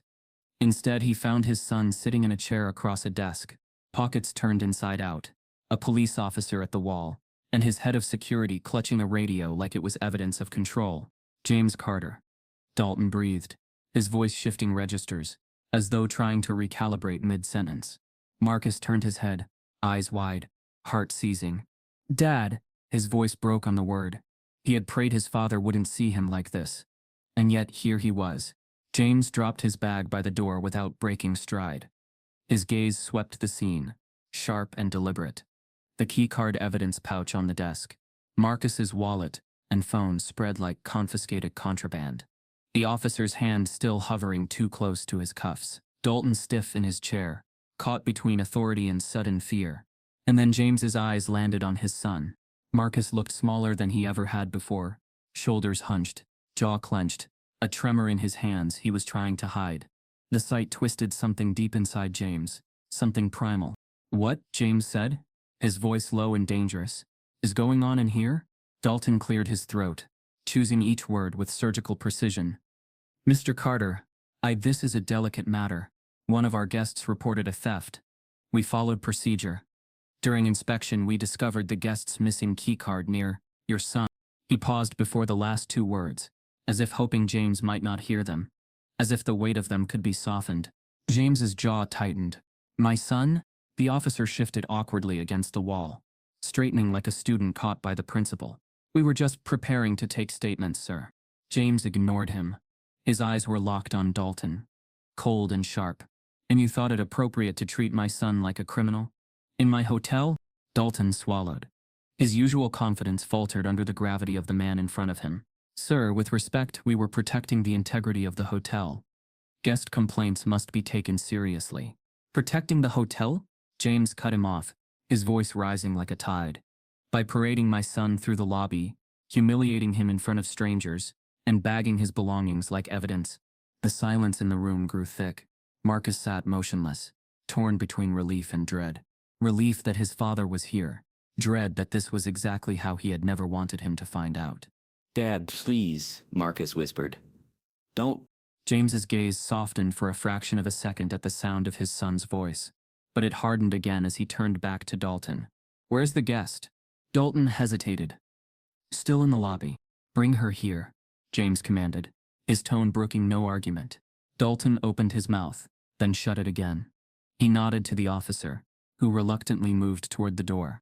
Marcus leaned forward, his voice raw. Dad, I didn't do it. I swear. They said. I know, James said firmly, cutting him off but not with dismissal, with certainty. His hand rested briefly on Marcus's shoulder, a silent promise. I believe you, always. The words made Marcus's throat tighten. He hadn't realized how badly he needed to hear them until now. The office door creaked open again, and the sound of sharp heels clicked against the linoleum. Victoria Hayes entered like she owned the air, her cream coat perfectly in place, her purse still slung dramatically over her arm. She looked from Marcus to James, then to Dalton, sensing the shift in atmosphere but refusing to yield an inch of her performance. Finally, she said with a huff, I hope this is being handled. That boy is a thief. Marcus flinched at the word. James's eyes snapped to her, dark and unblinking. Victoria folded her arms, tilting her head as though she were the one conducting the room. You need to check the cameras. I saw him reach. Don't let him talk his way out of it. Dalton looked between James and Victoria, caught in a tightening vice. The power that had seemed so solid in Victoria's accusation now collided with the undeniable authority of the hotel's true owner. James rose to his full height, stepping closer to Victoria, his voice low and cutting. You just accused my son. Now let's see if the cameras agree with your story. The air in the office was so thick, it felt alive. Victoria's words, that boy is a thief, still reverberated like static against the walls. James Carter stood unmoving, his posture iron, his eyes locked on her with a quiet fury that made even the officer shift uneasily. Pull the footage, James ordered, his voice controlled but sharp enough to slice the silence. Now, Dalton hesitated, fingers tightening around the radio at his belt. For years he had been the unquestioned authority in matters of security. But standing before the owner, with the owner's son humiliated in front of him, The ground beneath him felt less steady. "Sir," Dalton began carefully. "There's a process. We normally—" "Now," James repeated, his voice dropping low. The single syllable carried more power than any policy manual. Dalton nodded once, curtly, and gestured toward Aisha, who had followed just outside the doorway, wringing her hands. "Bring up the north lobby feed." Aisha slipped in quickly, her eyes darting toward Marcus. An apology, silent but heavy, passed between them. She tapped the laptop perched on the desk, logging into the system. The screen flickered, then came alive with grainy footage of the lobby. Victoria smoothed her coat and straightened her posture. "Fine. Show it. You'll see I was right." Her confidence wasn't bravado. It was armor, built from years of being believed without question. The room leaned toward the screen as the video played. Guests milling, bellhops pushing carts, Marcus walking across the polished marble floor with his pastry bag. The sound was muted, but the scene was clear. "There," Victoria said, pointing when Marcus walked past her table the first time. "Too close. Look at how near he is to my purse." Marcus clenched his fists under the desk. "Walking by isn't stealing." "Quiet," Dalton muttered, though his own eyes didn't leave the screen. The footage rolled on. Marcus purchased his croissant, stood waiting, turned and walked past again. "See?" Victoria pressed. "Twice. He was casing me, getting closer each time." James's eyes didn't leave the screen. "Let it play." And then, the moment came. The detail the naked eye might have missed in real time, but the camera, impartial and unblinking, had caught without mercy. Victoria, shifting in her chair, leaned over her purse. Her manicured hand brushed the keycard at the table's edge, and with a subtle flick, she let it fall. It slid off the polished surface, landing softly near the aisle. She adjusted her purse, sat straighter, and glanced toward Marcus as he approached. A sharp intake of breath filled the room. Ayesha's hands froze on the keyboard. "There," James said, his voice low but thunderous. "Play it back. Slower." Ayesha rewound and replayed the clip at half speed. There it was again. Unmistakable. The card didn't fall by accident. Victoria dropped it. The gasp that followed wasn't just from the staff clustered near the doorway. It was from the officer. Even he shifted, eyebrows knitting, his silence carrying a weight heavier than words. Victoria's composure cracked for the first time. That's not what it looks like." James turned his head sharply, his eyes narrowing.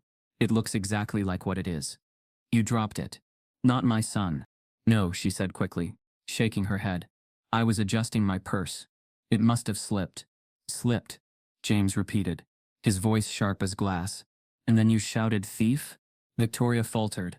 Her lips parted, closed, parted again, searching for an anchor in a room that was no longer hers.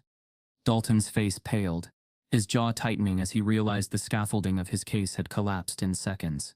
The evidence bag on the desk, the public humiliation in the lobby, it all looked different now, exposed for what it was, a performance built on a lie. Marcus sat frozen, watching the tide turn, but unable to breathe easy. The damage had already been done. The eyes in the lobby had already judged him. The phones had already recorded his shame. Even as truth flickered to life on the screen, he felt the scars rooting deeper. James didn't look away from Dalton. "You paraded my son through his own hotel. You treated him like a criminal, while the real liar stood in plain sight." Dalton straightened, his voice taut. "Sir, with respect, we acted on the guest's report. We couldn't have known." "You couldn't have known," James cut in. "Or you didn't care to know. You saw a black teenager, and you assumed the story must be true." The words slammed into the room, undeniable. Dalton opened his mouth, but no excuse came. Victoria's face reddened. "This is outrageous. You're twisting everything. That video doesn't prove intent." "It proves enough," James snapped. "Enough to show my son never touched your belongings. Enough to show you planted your own story." The silence that followed was suffocating. Aisha stood stiff by the desk, her chest rising fast, tears threatening but held back. Marcus kept his eyes on the desk, his hands trembling.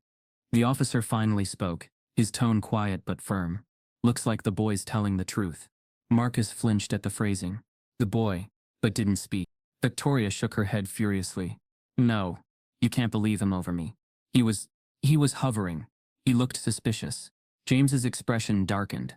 He stepped closer to her, not with violence, but with a power she couldn't dismiss. Suspicious? The only suspicious act here is yours. Dropping your card, creating a scene, and then watching while my son's dignity was torn apart. Victoria's lips trembled, but she forced her voice steady. I was protecting myself. Women like me have to be careful. James's laugh was bitter, sharp. Women like you? No.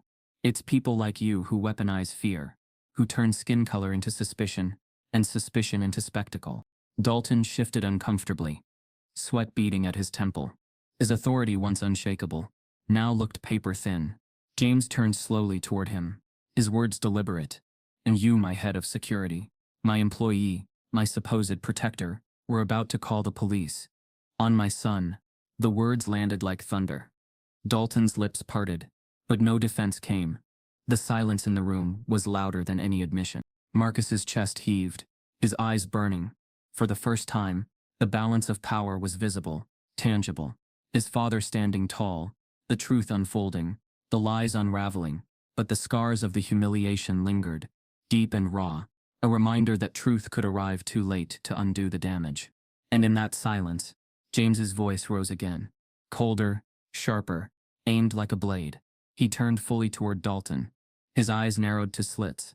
Tell me, were you really about to hand my son over to the police? The silence that followed James Carter's question weighed more than the marble walls themselves.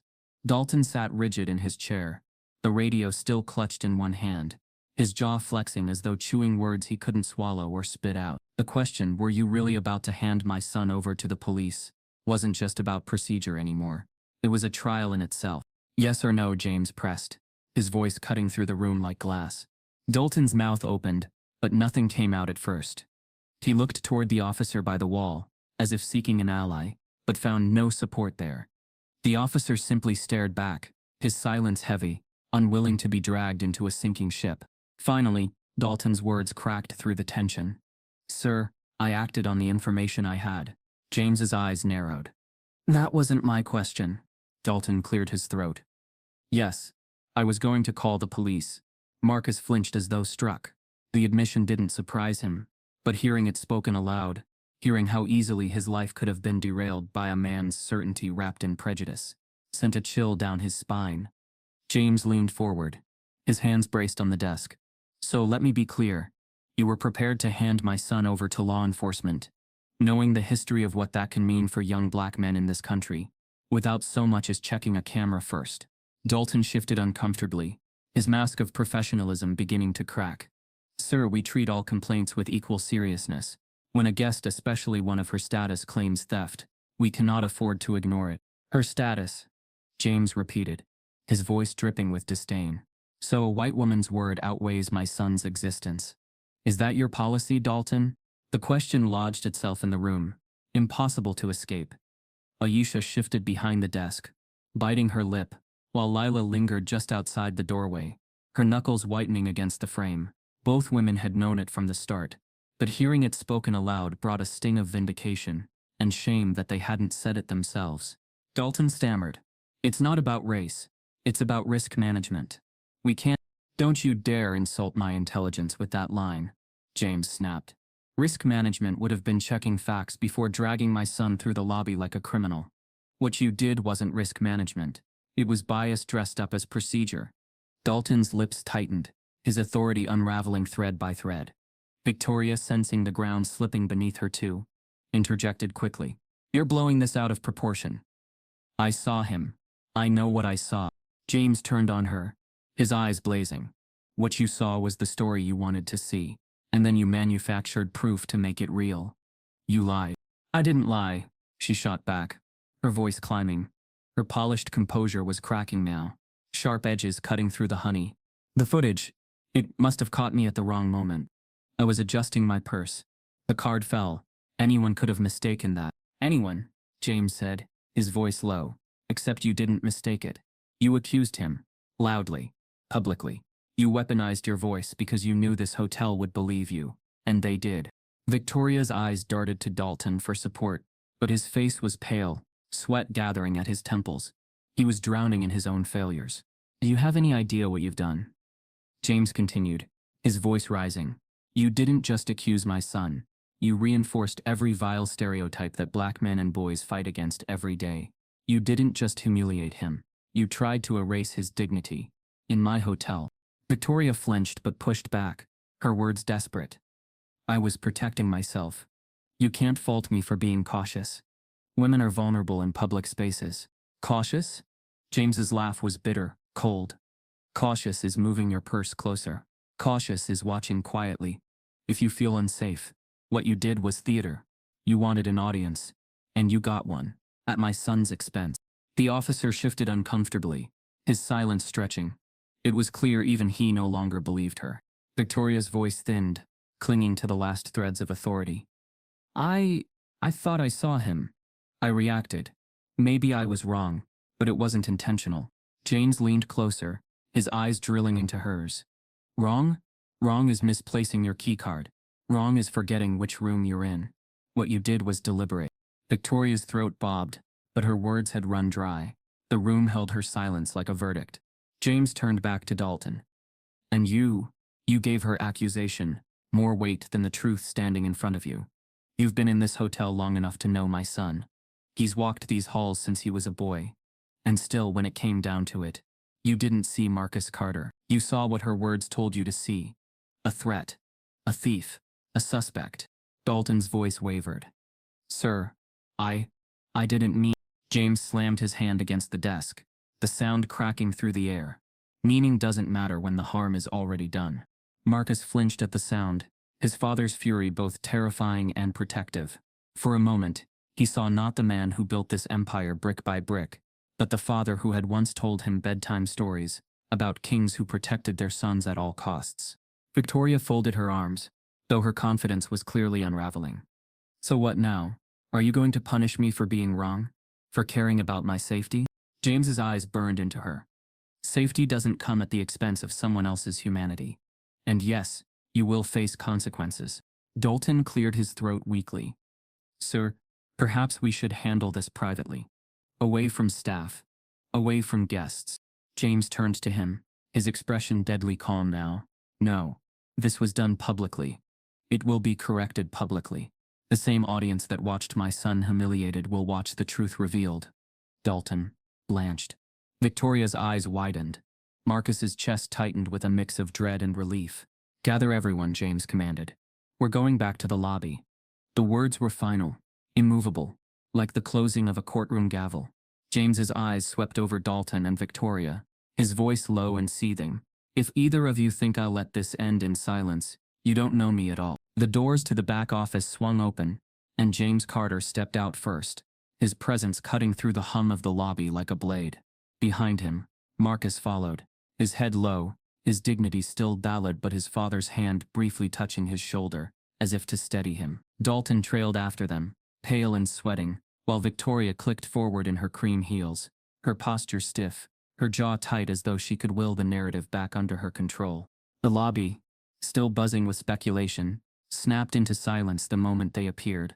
Phones lifted instantly, hungry for the next act in the drama. The same crowd that had gasped at the word thief, now braced for revelation. James stopped in the very center of the marble floor, the exact place where Marcus had been forced to empty his pockets, like contraband. The symbolism was not lost on him. He turned slowly, sweeping his gaze across the sea of faces. His voice rose, steady and commanding. Every one of you watched as my son was humiliated. Gasps rippled. Heads turned. A few hands lowered phones in disbelief, but most kept recording. My son, James repeated, each word deliberate. Marcus Carter, the heir to this hotel, the boy you just branded a thief. The room erupted in a collective gasp, as if oxygen had been sucked out and replaced with shock. A woman near the concierge desk clapped her hand over her mouth. A bellhop shifted uncomfortably, bowing his head. Even the live streamer, whose feed had been gleefully narrating Marcus's humiliation, whispered into his mic, "Oh my God, he's the owner's kid." Marcus stood frozen at his father's side, his chest rising sharply. It should have been vindication. It should have felt like armor against every slur, every whispered judgment. But instead it felt like a hollow victory.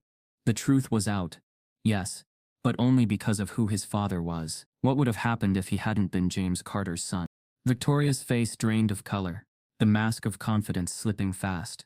She took one step back, her eyes darting wildly around the crowd, searching for allies that no longer existed. James turned to her, his voice sharp. You accused my son. You lied about what you saw. And you let this entire lobby believe it. The crowd shifted uncomfortably. Several guests murmured in agreement. One man whispered, I knew something felt off, though he hadn't spoken up before. Victoria's lips trembled, but she forced words out. I made a mistake. I didn't realize. No, James cut in, his voice rising with fury. This isn't about a mistake. This is about the power you thought you had. The power to point at a young black man and make everyone believe he was guilty without proof. The silence that followed was deafening. Victoria's eyes darted to Dalton, but he looked away, his own authority unraveling under the weight of the owner's fury.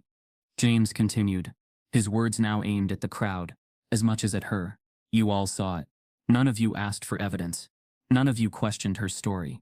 You believed her word, over my son's existence. And some of you even recorded it, spreading his humiliation like entertainment. Several people lowered their phones in shame. A few shifted their weight, uncomfortable under his gaze. But no one spoke. Marcus swallowed hard, his chest tight. He had imagined this moment, his father standing tall, the truth spoken aloud. But instead of triumph, it only deepened the ache. Because he could see it in their eyes. The shock wasn't that he was innocent. The shock was that he was important, that he belonged to someone powerful. James gestured toward Aisha, who had stepped forward trembling but resolute. Play the footage. The screen at the concierge desk flickered as Aisha pulled up the surveillance video. Guests crowded closer, their eyes glued to the grainy replay of Victoria's hand, deliberately flicking the keycard onto the floor. Gasps broke out in waves. She dropped it herself. Someone whispered, Unbelievable. Another muttered, So she lied, came a voice sharp with disgust. Victoria shook her head violently. It's out of context. I was adjusting my purse. The footage looped again, undeniable. Her fingers, her gesture, the card sliding down. The truth didn't need commentary. It was there, permanent, merciless. Phones captured the footage, some guests already sharing clips to their feeds. The same digital world that had framed Marcus as a thief was now turning its lens on her. Marcus watched, his fists trembling. He wanted to feel relief, but all he felt was exhaustion. He knew too well that the humiliation would live longer than the truth. People would remember the image of him being marched to the counter, his pockets turned inside out. They might even replay this footage in his defense, but the scar of the first story was already carved into him. Victoria, seeing the crowd's tide turn, tried one last attempt at control. I didn't mean harm, she said, her voice trembling now. I only reacted. You all know you'd have done the same. But no one nodded this time. Even the gray-suited man, who had vouched for her earlier, lowered his gaze, shame heavy on his face. James stepped forward, his voice like steel. Your actions nearly destroyed my son's name. You wanted him to be seen as a thief, when all he was a boy buying breakfast. Victoria's lips parted, searching for words, but none came. The crowd's eyes pinned her in place, their judgment now heavier than the one she had cast. The poetic justice was sharp. The accuser now stood accused, her performance exposed, her lies unmasked for the very same audience that had once believed her without hesitation. James let the silence stretch, letting the weight of truth sink in. You wanted a public scene, Mrs. Hayes. Now you have one. Marcus stood beside him, his chest heaving. For the first time he saw the crowd not as strangers but as mirrors, reflecting not just what had been done to him but the larger sickness of what people were willing to believe. Then, just as the silence reached its peak, another voice cut through, sharp and angry. Victoria. Heads turned as a man pushed through the crowd, his face flushed with fury. He was tall, well-dressed, with the look of someone who had been summoned by frantic calls. His eyes locked on Victoria, and his voice rang across the marble floor. What have you done? The lobby gasped again, as the man strode forward, glaring at his wife. Victoria Hayes' husband had arrived, demanding answers in front of everyone. The moment Victoria's husband's voice cut through the lobby, the entire room turned to him as if he were the final act in a play. He strode forward, his expensive shoes striking the marble in heavy, deliberate steps. His face was flushed with embarrassment, not just for what his wife had done, but for what it meant about him, about their name, their family, their standing. Victoria, he hissed, his voice cracking with both anger and disbelief. Tell me this isn't true. Victoria's lips parted, trembling, her carefully built facade disintegrating under the weight of his glare. Richard, I was only protecting myself. You weren't here. You didn't I saw enough, he snapped, pointing at the screen still replaying her dropping the keycard. Everyone saw enough, his voice carried, filling the lobby like a hammer against glass. Do you have any idea what you've done? To him? To us? The crowd, still buzzing from the shock, leaned into the drama. Whispers spread like wildfire. Her husband's furious. She'll never live this down. Lawsuits. Definitely lawsuits. Victoria's cheeks flushed crimson as she turned toward him, desperate. It wasn't intentional. I didn't mean for it to go this far. Her husband's voice rose, harsh and unrelenting. You humiliated an innocent young man, lied to an entire room, and dragged our name into it. Do you understand the gravity of that? Victoria faltered, her breath shuddering. Richard, please. But James Carter raised his hand, silencing them both. His voice boomed across the lobby, steady and commanding, cutting through the whispers and the tension. This isn't about your marriage. This is about my son. And this is about justice. The crowd hushed again. Phones lifted higher. Every guest leaned forward, waiting for the verdict. James stood tall, his arm around Marcus's shoulders now, grounding his son in the very place he had been stripped of dignity only minutes earlier. His voice thundered with authority.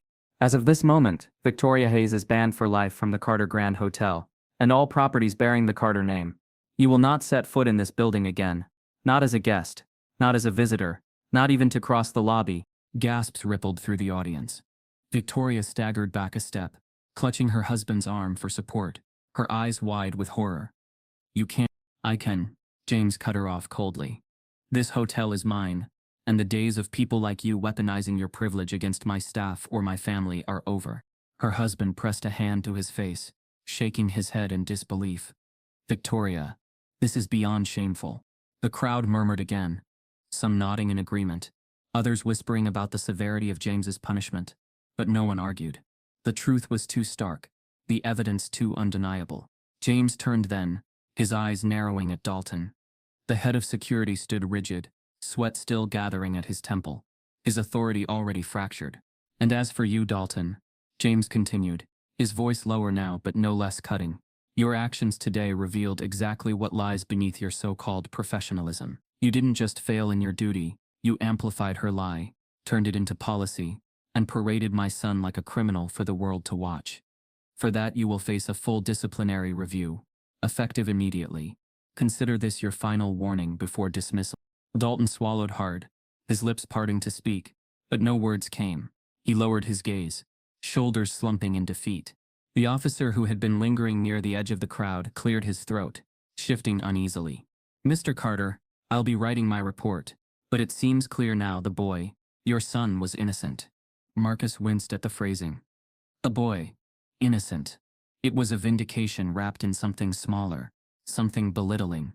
Even in innocence, he was not Marcus to them. He was just the boy. James gave a curt nod. See that your report reflects the truth, not the assumptions that almost ruined him. The officer nodded stiffly, retreating into the crowd, eager to disappear from the scene. The lobby hummed again, phones still recording, guests whispering louder now, conversations growing bolder, as the drama neared its conclusion. She's finished. What a scandal. That poor kid. Marcus stood frozen, his father's arm around him like a shield, but the weight in his chest did not lift. Yes, the truth had been revealed. Yes, the accuser had been unmasked. Yes, authority had been challenged, but none of it erased the moment he had been marched through this very lobby, stripped of dignity, recorded like a criminal. None of it erased the whispers, the glares, the humiliation seared into his memory. Justice had come, but scars had already been carved. Victoria clutched at her husband, her voice shaking. Richard, do something. Don't let him. But Richard Hayes shook her off, his face stone. You did this to yourself. And worse, you did this to him. He gestured toward Marcus, his eyes momentarily softening with something that looked like shame. Then he turned back to his wife, his voice low, final. We're leaving. Victoria's face crumbled, the fight draining out of her. The very same woman who had once stood tall, pointing and shouting thief, now stumbled as her husband pulled her toward the revolving doors. The crowd parted, some guests muttering, others simply staring, phones still raised to capture her fall. The poetic justice of it all rang sharp in the air. She had made Marcus into a public spectacle, and now the spectacle was hers. James let them go without another word. He stood tall, his hand still steady on Marcus's shoulder, his voice carrying one last time. Let this be a reminder. This hotel does not tolerate injustice, no matter who you are. The crowd erupted in murmurs again, some applauding softly, others shaking their heads at the drama they had just witnessed. Slowly, like a tide pulling back, the guests began to disperse, their whispers trailing behind them. But Marcus couldn't move. His chest ached with something heavier than relief. He felt eyes on him still, guests who whispered his name, now with awe instead of suspicion, who would go home and tell the story of the owner's son who was falsely accused. But they didn't know him. They hadn't defended him. They had let him bleed in silence until power shifted the scales. Vindication wasn't healing. It was a bandage over a wound that would ache long after the cameras stopped recording. His father leaned down, his voice softer now. Marcus, come with me. Let's go upstairs. But Marcus shook his head faintly. I need air. James studied him for a long moment, then nodded slowly, respect softening his expression.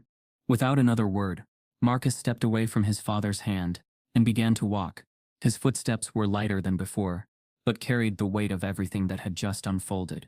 Past the front desk, past the cafe, past the marble counter where he had been forced to empty his pockets. Guests still watched him, but he kept his head high this time. He didn't stop until he reached the elevator. The doors closed slowly, shutting the lobby out behind him. The ride up felt endless, the numbers climbing one by one, until the bell chimed at the top floor. He stepped out, walked down the quiet hallway, and pushed open the door to the rooftop terrace. The air hit him like freedom. Cool, sharp, carrying the faint smell of the city below.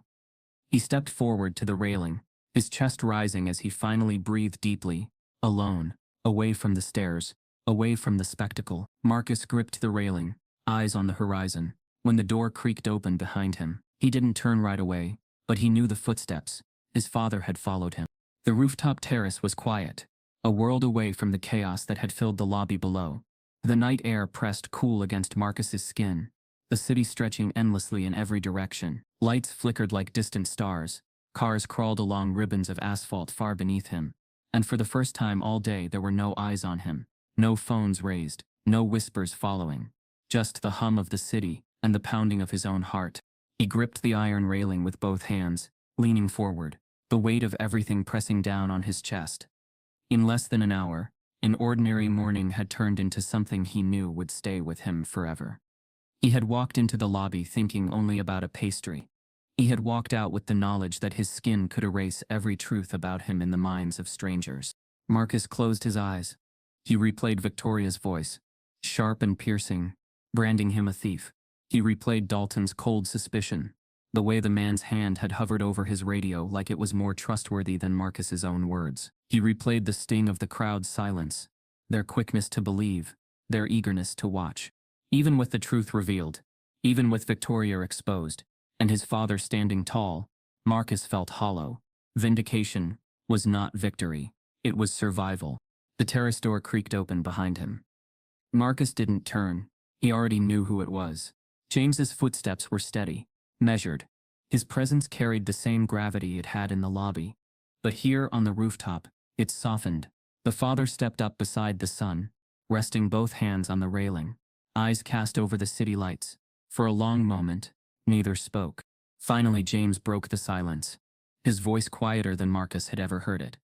I shouldn't have found out this way. Marcus's throat tightened. I didn't want you to.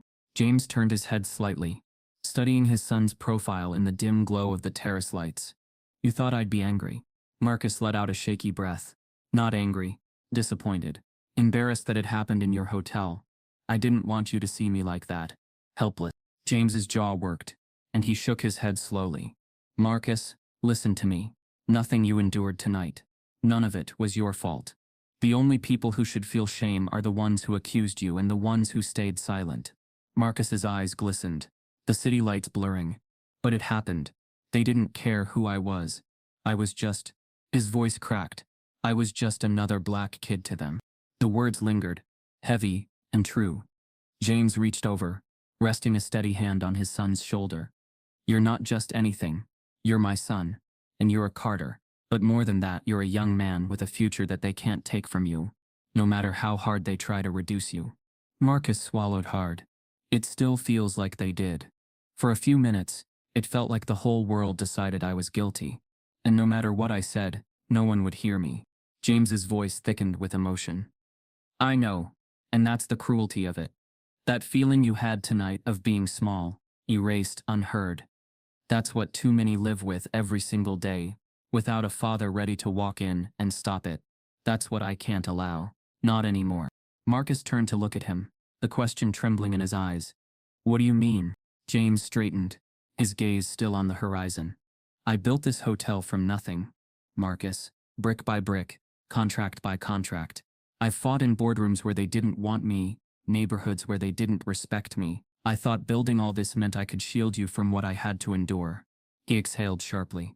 But tonight proved I was wrong. Money doesn't shield you. Power doesn't shield you. My name doesn't shield you. Marcus's voice was barely above a whisper. So what does? James looked at him, eyes burning with both sorrow and resolve. Resistance, refusal, calling it out every single time. I won't let silence protect people like Victoria anymore. And I won't let this hotel, our hotel, become a stage for prejudice. If this can happen here to my son, then it can happen anywhere, and I won't stand for it. Marcus blinked back tears, the weight of his father's words settling deep into him. He wanted to believe in that promise, but the memory of the crowd's silence gnawed at him. Even if you fight, even if you change the hotel, it doesn't stop what people see when they look at me. James tightened his grip on the railing. No, it doesn't. But what it can do, what we can do, is make sure they can't use it against you unchecked. That they can't walk away believing their lie was the truth. For a moment, father and son stood side by side in silence, the city sprawling below them like a living map of challenges still to come. Marcus finally spoke again, his voice softer but steady. I don't want this to define me. I don't want to always be the kid in the video, the one who almost got dragged away. James turned fully to him now, placing both hands on his son's shoulders. Then let it refine you instead. Let it remind you of who you are, and what you'll fight against. Because make no mistake, Marcus, you're not alone. You'll never fight this storm alone. Marcus blinked, his father's words sinking deep, wrapping around the pain like a salve. He nodded faintly, a small but fragile strength flickering in his chest. The terrace was quiet again, the weight of the night finally beginning to settle. Marcus looked back out over the city, his voice barely above a whisper. It was just supposed to be a normal morning. James followed his gaze, his own eyes distant. That's the cruelest part. Racism doesn't wait for extraordinary moments. It finds you in the ordinary. It steals peace from the places you should feel safest. That's why we fight, because it doesn't stop. The city stretched endlessly, its lights shimmering like countless silent witnesses.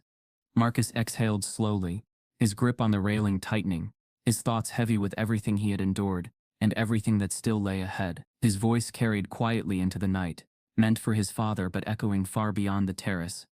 If this can happen to the owner's son, what happens to those with no power at all? No one should have to prove their innocence simply because of the color of their skin. If this story moved you, type yes if you believe in justice, and subscribe if your heart broke for Marcus.